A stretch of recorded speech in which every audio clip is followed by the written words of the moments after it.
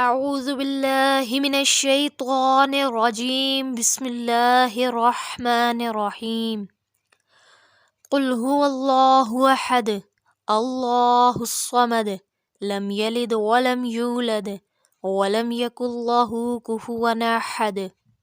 ترجمہ: کہہ دیجئے اللہ ایک ہے، اللہ بے نیاز ہے، اس کی کوئی اولاد نہیں اور نہ وہ کسی کی اولاد ہے اور اس کا ہمسر کوئی نہیں۔ تو دوستو، آج کا پیغام بہت اہم ہے اور یہ پیغام خاص طور پر میرے مسلمان بہن بھائیوں کے لیے ہے، کیونکہ دوستو آپ کو پتہ ہے کہ آج 25 دسمبر غیر مسلم عیسائی بہن بھائیوں کی عید کا دن ہے۔ عیسائی اس دن کو نعوذ باللہ حضرت عیسیٰ علیہ السلام کی پیدائش سے منسوب کرتے ہیں، اور وہ کہتے ہیں کہ اس دن حضرت عیسیٰ علیہ السلام کی پیدائش ہوئی۔ اصل میں اس میں کوئی حقیقت نہیں ہے۔ اگر میں آپ لوگوں کو یہاں پر ڈیٹیل سے بتانا شروع کروں تو ویڈیو کافی لمبی ہو جائے گی، تو میں آپ لوگوں کو اپنے شارٹ پوائنٹ سے آگاہ کرتی ہوں اور اپنی بات سمجھانے کی کوشش کرتی ہوں۔ تو دوستو، جب عیسائی ایک دوسرے کو اس دن مبارکباد دیتے ہیں اور وش کرتے ہیں تو وہ چند مخصوص الفاظ کا استعمال کرتے ہیں، اور وہ الفاظ کیا ہیں؟ وہ الفاظ نعوذ باللہ یہ ہیں کہ وہ کہتے ہیں میری کرسمس۔ تو دوستو، کیا آپ لوگوں کو پتہ ہے کہ میری کرسمس کا مطلب کیا ہے؟ دوستو، اس کا مطلب ہے نعوذ باللہ اللہ تعالیٰ نے بیٹا جنا۔ تو دوستو، یہ کفریہ الفاظ ہیں۔ اگر آپ لوگ یہ الفاظ کہہ کر ان کو مبارکباد دیتے ہیں تو آپ لوگوں کا ایمان خطرے میں ہے، آپ لوگ دائرہ اسلام سے خارج بھی ہو سکتے ہیں۔ تو دوستو، آپ لوگوں نے اپنے ایمان کی حفاظت خود کرنی ہے، اپنے ایمان کے ذمہ دار آپ خود ہیں۔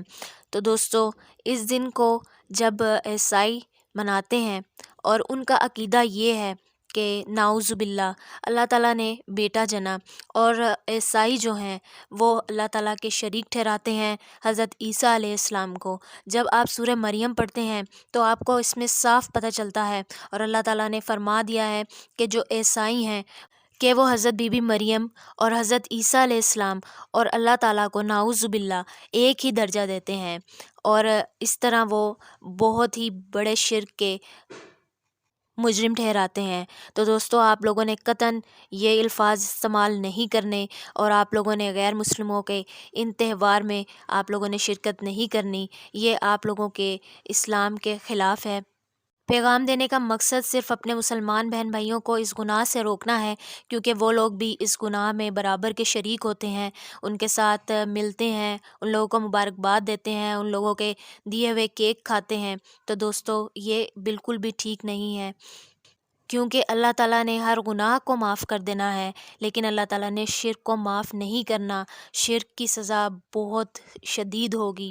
تو دوستو، آپ لوگوں نے اپنے آپ کو بھی بچانا ہے، اپنے پیاروں کو بھی بچانا ہے اس شرک سے، اور ہو سکے تو میرے اس پیغام کو آگے بھی شیئر کریں تاکہ باقی کے بھی جو ہمارے بہن بھائی ہیں وہ بھی اس گناہ سے آگاہ ہو سکیں اور اس سے بچ سکیں، کیونکہ دوستو یہ شرک تو ہے ہی، لیکن یہ بہت بڑا ایک بہتان ہے اللہ تعالیٰ کی ذات اقدس پر، اور یہ اللہ تعالیٰ کو گالی دینے کے برابر ہے، اور آپ لوگوں نے اس سے بچنا ہے، ہر حال میں بچنا ہے۔ قرآن پاک میں بہت شدید الفاظ میں کہا گیا ہے، اللہ تعالیٰ نے کہا ہے کہ زمین پھٹ جائے اور آسمان بھی پھٹ جائے کہ اگر اللہ تعالیٰ پر کوئی یہ بہتان لگائے کہ نعوذ باللہ ثم نعوذ باللہ اللہ تعالیٰ نے بیٹا جنا۔